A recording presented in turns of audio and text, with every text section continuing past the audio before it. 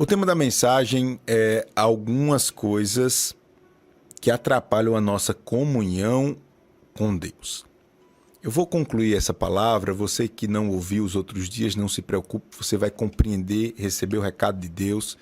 Você que já vem comigo durante a semana, você viu que a primeira coisa que eu falei que atrapalha a nossa vida espiritual foi o que nós chamamos de pecados pequenos, pequenos entre aspas, se é que a gente pode chamar algum pecado de pequeno, né? Pois bem, a gente deu alguns exemplos como a fofoca, né? É um pecadinho que a gente tem como pequeno, fica por ali, a falta de atenção e de respeito com os nossos familiares. Isso é, me permite a expressão, uma desgraça na nossa vida espiritual. Vez por outra a gente impede as bênçãos de Deus por causa disso.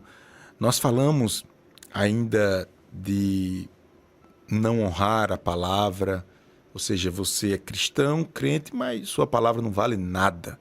Porque você prometeu uma vez, não cumpriu, a segunda não cumpriu, ninguém confia mais na sua palavra. E são algumas coisinhas. Se você tem interesse, depois você vai lá no meu canal do YouTube, tem a primeira parte, a segunda, a terceira, falando especificamente desses pontos. Então, os pequenos pecados atrapalham sim a nossa comunhão com Deus. A gente falou também da falta de compromisso com as coisas de Deus. Isso mesmo.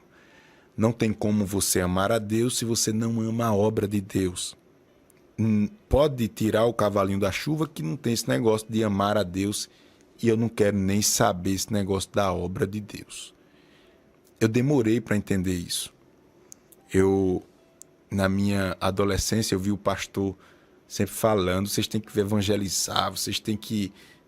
Eu ficava dizendo, esse pastor quer que eu viva dentro da igreja, esse pastor quer bem que eu seja pastor. Eu ficava pensando, esse pastor não tem o que fazer não, porque eu tenho que estudar, eu tenho que resolver as coisas, eu tenho que trabalhar. Ainda na juventude já trabalhava desde cedo. Esse pastor não quer que a gente viva na igreja. Mas depois eu fui percebendo que não existe vida espiritual sem vida espiritual na obra de Deus. Você pega isso aí, compreende isso aí. Então, nós identificamos aqui que a falta de compromisso com a obra de Deus é sim um atrapalho para a nossa vida espiritual. Porque na verdade a gente não é só falta de compromisso com a obra, a gente tem falta de compromisso com Deus e a gente não percebeu ainda. A gente acha que é só com a obra de Deus, mas não é. Na verdade é só o reflexo daquilo que Deus é para a gente reflete na obra dele. A gente falou sobre isso. Terceiro ponto que eu também falei que atrapalha, né? Ou a terceira coisa que atrapalha a nossa vida espiritual foi a falta de uma vida de planejamento. Uma vida sem planejamento também atrapalha. Sua vida é um desmantelo, você não tem começo, meio e fim, você faz as coisas que são urgentes e aí sua vida é uma bagunça. Isso também atrapalha a sua comunhão com Deus. Pois bem, a gente caminhou até aqui e hoje eu falo do quarto ponto, ou da quarta coisa, vamos dizer assim, que atrapalham a nossa comunhão com Deus. Quarto, o que atrapalha, pastor, a nossa comunhão com Deus? Olha só, se você pode, digite aí. Digite aí se você pode. Achar que as coisas caem do céu, isso atrapalha a sua comunhão com Deus. Digite assim, achar que as coisas caem do céu. Achar que tudo cai do céu, isso atrapalha a sua vida com Deus. Achar que as coisas caem do céu, que as coisas vão acontecer simplesmente porque você está triste, simplesmente porque você não escolheu bem, e aí você está naquela condição de vítima e pronto. Olha, Deus, ele deixa bem claro através da sua palavra que nós somos cooperadores dele. Eu sou cooperador de Deus. Isso quer dizer que aquilo que eu posso fazer, eu devo fazer. Infelizmente, a gente vê que esse sentimento tem trazido atraso para a vida de muitos crentes. Tem muitas pessoas que vivem na igreja já tem um bom tempo de vida espiritual e acham erroneamente que as coisas acontecem de forma milagrosa, de forma automática. Por exemplo, tem pessoas que pedem sabedoria a Deus. Quem não quer ter sabedoria? Eu preciso de sabedoria. Mas como é que eu peço sabedoria a Deus se eu não tenho a disciplina mínima de ler a palavra de Deus e de entender o que a palavra de Deus me fala sobre Deus, sobre o Deus da sabedoria? Então, eu não vou ser jamais uma pessoa sábia, porque eu posso. Ah, pastor, eu tenho pouca leitura, né? Como algumas pessoas falam. Eu não sei, pastor, não compreendo, mas você tem um rádio para ouvir o pastor, tem a Rádio Novas de Paz para ouvir o pastor, ele lendo a palavra e explicando. Você tem alguém na sua casa que pode lhe ajudar. Isso não é desculpa, não. Se você busca a sabedoria de Deus, peça a Deus sabedoria e faça a sua parte. Como é que você vai ser sábio? É impossível. As coisas não caem do céu. As coisas não caem do céu. Deus quer te abençoar grandiosamente. Agora, o que você pode fazer, faça. Durma tarde, acorde cedo. Não fique pensando que as coisas vão acontecer, vai dar uma volta, o mundo vai dar uma volta e o tesouro vai cair no seu colo, não. Não vai, não vai. Primeiro que Deus não gosta de preguiçoso. Deus não gosta de preguiçoso. E eu não sei para você, mas para um homem que tem vergonha na cara, ele ser enquadrado como um preguiçoso, eu acho que é uma das piores coisas. Porque a palavra do Senhor já diz que quem não quiser trabalhar, isto é, se esforçar, não coma. Coloca aí, viu, pai, essa lei aí dentro de casa, para os seus filhos, explique a ele. Porque tem muitos adolescentes folgados, meninos cheios de saúde, com uma preguiça triste. Papai, mamãe, explica a ele que a Bíblia diz que se não quiser trabalhar, não coma. Eu estou estudando. Está estudando o quê? Tem que estudar e trabalhar, ajudar em casa. É assim ou não é, irmãos? É assim ou não é? Então, você precisa se esforçar. Deixa eu dizer algo do céu aqui para você. Se você quer ter sucesso, ser abençoado, próspero nessa terra, olha, tem um princípio aqui que você não pode largar ele. E está dentro desse contexto. É você ser fiel e trabalhar.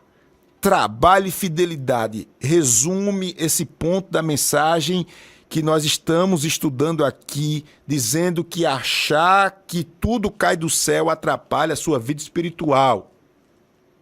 Fidelidade e trabalho não tem como dar errado.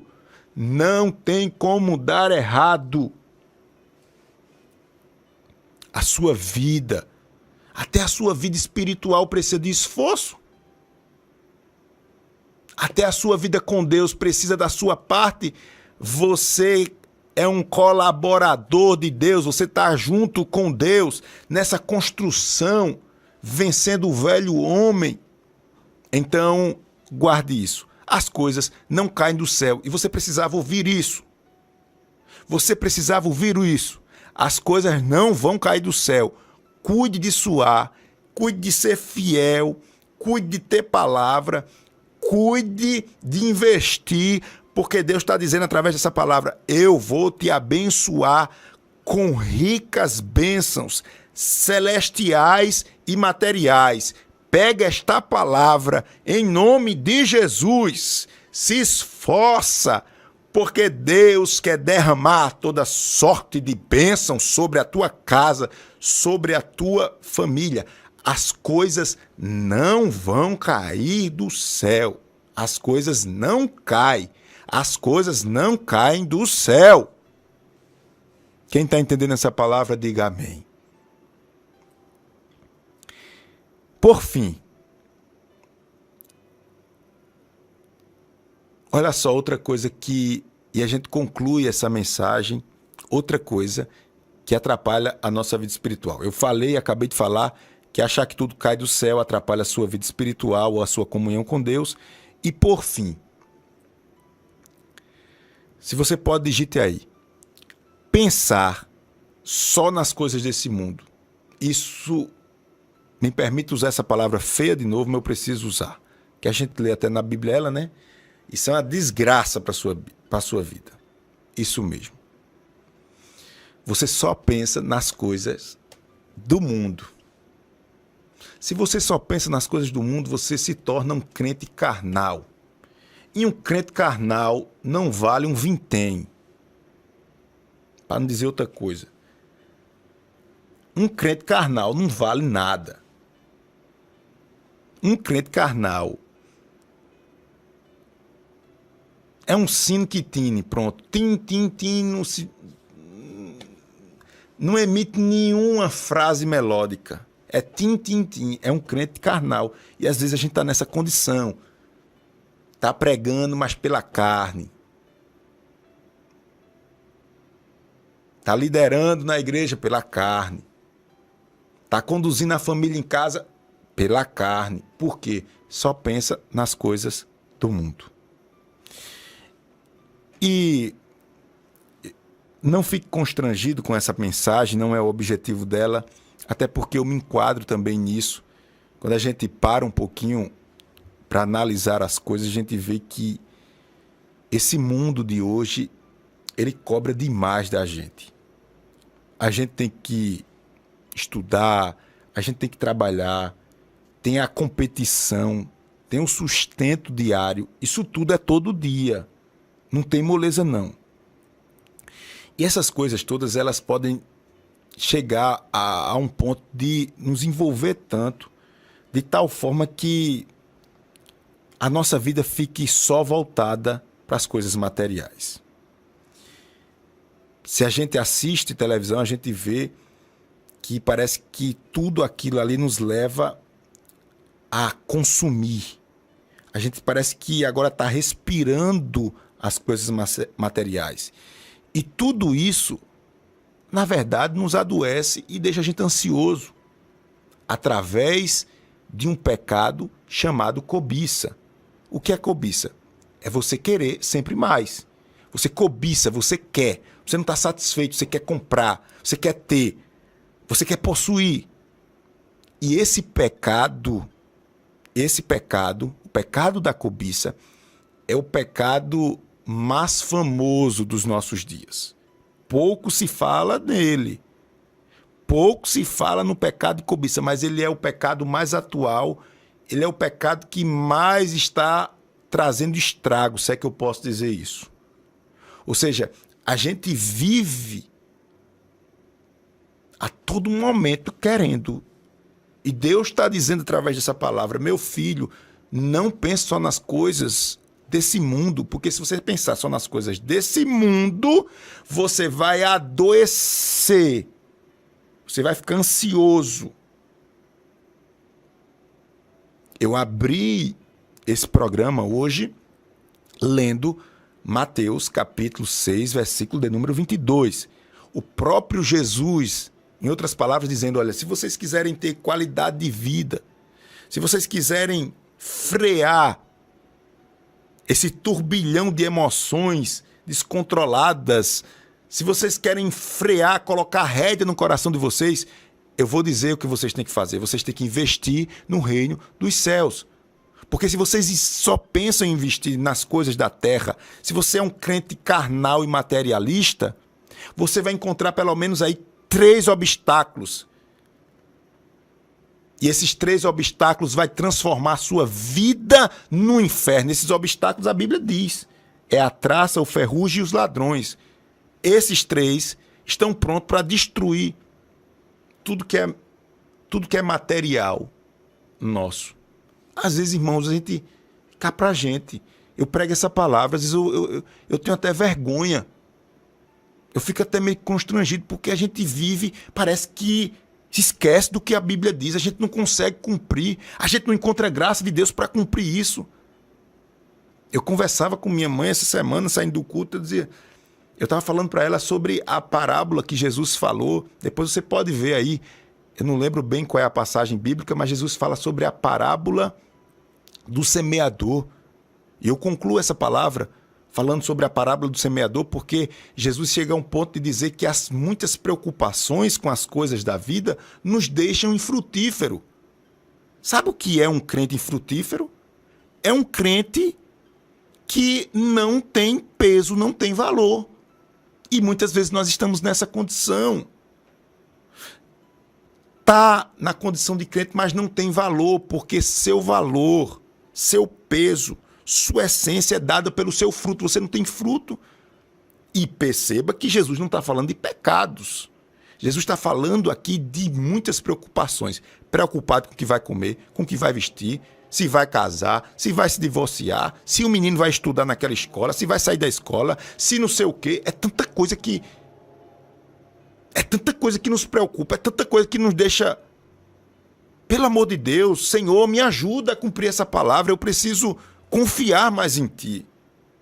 Senhor, me ajuda a cumprir essa palavra e ser um crente de verdade.